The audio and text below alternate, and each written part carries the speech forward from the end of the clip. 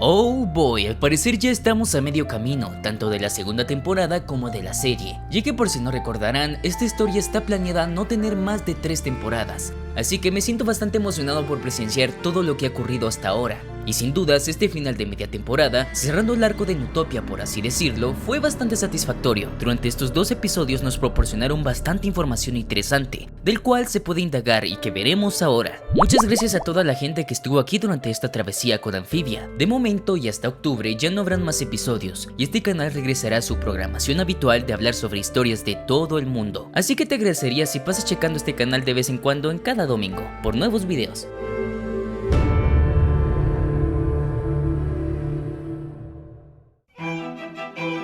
Comenzando con el primer episodio de esta tanda, The Sleepover to End All Sleepovers, podemos presenciar cómo es el cuarto de Marcy en el castillo, siendo este una buena manera de saber un poco más sobre este personaje, al ver los elementos que conforman su recinto, como los estudios que hace hacia las distintas criaturas que tiene disecadas en la pared, las plantas que cuida, los objetos en las vitrinas, y por supuesto un montón de libros regados con información de este mundo, o también las notas o mapas que se encuentran en la pared. Poco tiempo después llega toda la pandilla Plantar, junto con Anne para quedarse en una pijamada en el castillo con Marcy. Ya saben, este ritual que se ha hecho durante décadas en la cual 2 o más amigos se quedan en la casa de alguno del grupo y hacen distintas actividades para divertirse con una única regla: no dormirse temprano, o si no, habrá tabla. Así que siendo esta la primera pijamada de Sprig y Polly, Marcy y Anne se dedicarán a ser unas buenas anfitrionas y comenzar el montaje de actividades, las cuales nos dan a entender un poco más sobre la persona que es el Rey Andreas en este episodio, ya que como se habrán dado cuenta, Marcy no andaba preocupada por las travesuras o destrozos que se llegasen a ocasionar durante el inicio, porque de plano conociendo al rey, sabrá que no le importarán que se diviertan unos jóvenes en el castillo,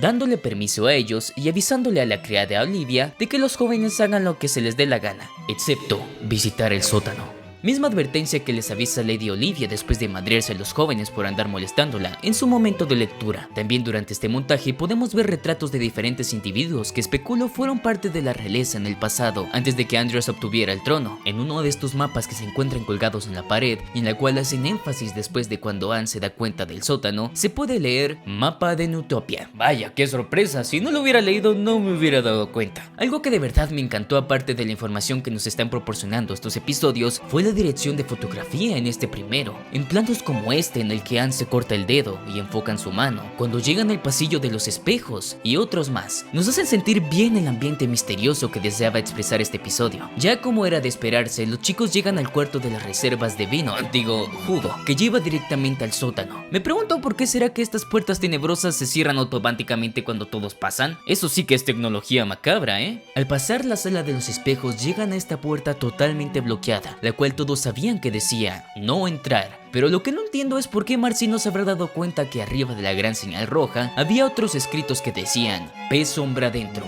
siendo esta la respuesta a una de las preguntas que se plantearon al final de este episodio: ¿de qué rayos eran esas cosas que atacaron a nuestros personajes? Pues ahora ya lo saben, esas cosas son llamadas peces sombra, aunque creo que ya sé por qué Marcy no se dio cuenta de ese pequeño detalle en la puerta, de plano porque a veces ella suele ser despistada, como se demostró cuando se cayó por las escaleras hace un ratito, y por el miedo que tenía, no notó ese pequeño pero importante detalle.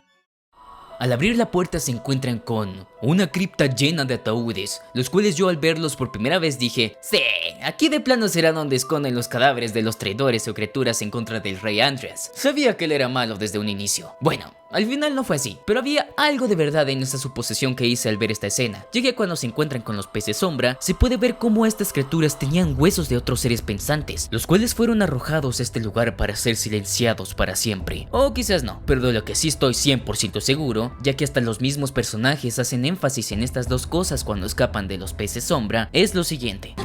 What the? A garden? But how are these plants growing so well without sunlight? En este jardín se pueden ver plantas las cuales Marcy desconoce, siendo esto extraño ya que ella sí ha estado muy metida en el tema de los estudios de la fauna y flora de este mundo, como fue mostrado en su cuarto. También podemos ver el cameo del hombre musgo, antes visto en la primera temporada, en esa vez en que Anne igual y querían mostrarles al pueblo de que el hombre musgo existía, pero al final solamente lograron reforzar su amistad y confirmar la existencia de esta criatura, la cual está ahora cautiva en este castillo. Y no sé si es la misma de aquel episodio anfibio o si será otro individuo de la misma especie, siendo esta una prueba contundente de que estas cosas no son de esta dimensión, o al menos de la dimensión de Anfibia, ya que las ranas de Wardwood, con tantas cosas singulares en su zona, desconocían la existencia de esta criatura y solo lo tomaban como una leyenda, ya saben, como el cadejo o el chupacabras, cosas que no existen según ellos. Entonces tanto los hombres musgo como las plantas y los peces sombra puede que no sean de este mundo, y por eso estén guardados en el sótano, por estudios de la realeza. Whoa, someone really hated this painting.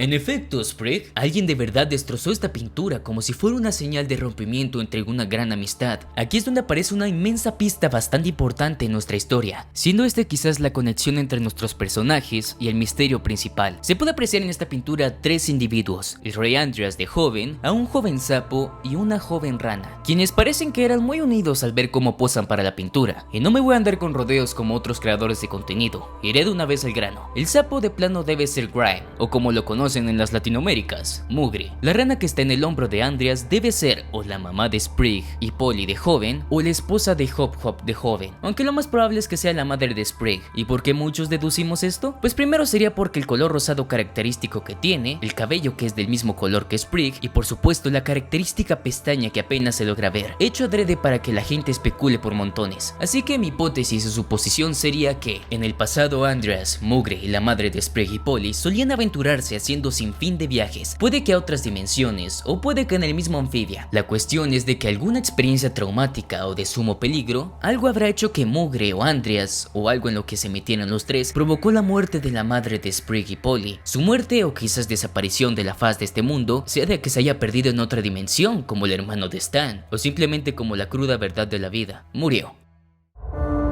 Así que después de este terrible evento, Andreas y Mugre se separan, y Mugre fue dado como fugitivo por la Guardia Real de Newtopia, por los eventos ocurridos durante la muerte de la madre de Sprague, y por eso es que el cuadro está escondido en el sótano, y rasgado después de la pérdida. Pero como menciono, esto tan solo son teorías claras que la gente podrá hacerse después de ver estas pistas, y al final todos logran retener a los peces sombra con la ayuda de espejos, y no duermen absolutamente nada. Llamados para su reunión importante con el rey para hablar sobre qué rayos pasa con la caja de la calamidad, lo cual nos lleva directamente al siguiente episodio, A Day at the Aquarium. Llegando a la tan esperada reunión con el rey, él se presenta e interactúa de manera bastante alegre y carismática como siempre, y por fin muestra más información sobre el misterio principal de la trama, diciendo qué onda con la caja de la calamidad. Pero claro, para no sonar repetitivo a lo que mencioné en otros, hablaremos un poco sobre lo que aparece en este libro. Primero aparecen los nombres de las tres gemas de la caja de la calamidad, siendo cada una la representación de un poder. La verde representa el ingenio, el saber, la azul representa el corazón, el valor, y la morada representa la fuerza, las cuales nuestras tres chicas humanas portan cada virtud de estas tres gemas, como lo hablamos anteriormente. Marcy está vinculada con la gema del ingenio, Anne con la gema del corazón y Sasha con la gema de la fuerza. Vaya, esto ya parece Zelda, weón, con la trifuerza, los templos, pero con seres anfibios. La cuestión que menciona el rey Andreas es que la caja de la calamidad tiene el funcionamiento de abrir portales a otros mundos, con los cuales sus antepasados la utilizaban con fines científicos y de exploración, supuestamente.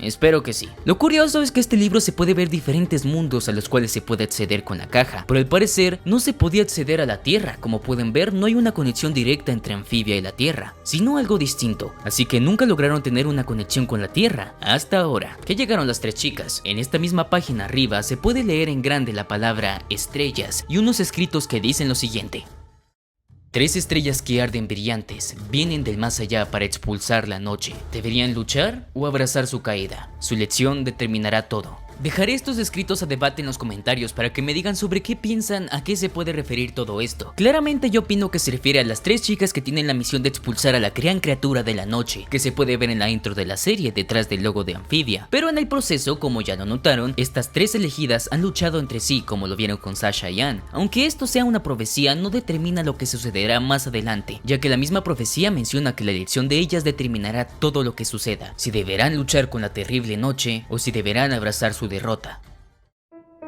Ya durante lo que avance de este episodio vemos una hermosa serie de recuerdos representados por criaturas y corales en el acuario, que decide ir la familia Plantar para despedirse de Anne, siendo esto un buen ejemplo del cómo funciona esta serie, ya que los recuerdos fueron de episodios ligeros del pasado, los cuales podrías ver en cualquier momento sin saber nada de la historia y divertirte con el show, pero también que sirvieron para ir encariñándonos con los personajes de a pocos y al final tener un inmenso cariño a la familia Plantar, como lo fue demostrado durante y al final de este episodio, en el cual Marcy, al pensar en su amiga, decide que ella sea la encargada de traer de vuelta la caja / cofre de la calamidad a Newtopia, cuando hayan descubierto el cómo llegarán al primero de los 3 templos que se necesitarán para recargar de energía la caja de la calamidad, mostrado en el libro con Andreas. Y aunque ese libro solo sepa la ubicación de uno de los 3 templos, sí nos muestra cómo es claramente cada uno de los templos, los cuales en Reddit la gente se dio cuenta que estos mismos templos son mostrados de fondo durante los créditos de cada episodio. Vaya, pero qué curioso, ¿no? En fin, al final Anne y Marcy se separan de nuevo, llegando a medio camino de esta historia y con una nueva jugarreta bastante genial de parte del equipo de música.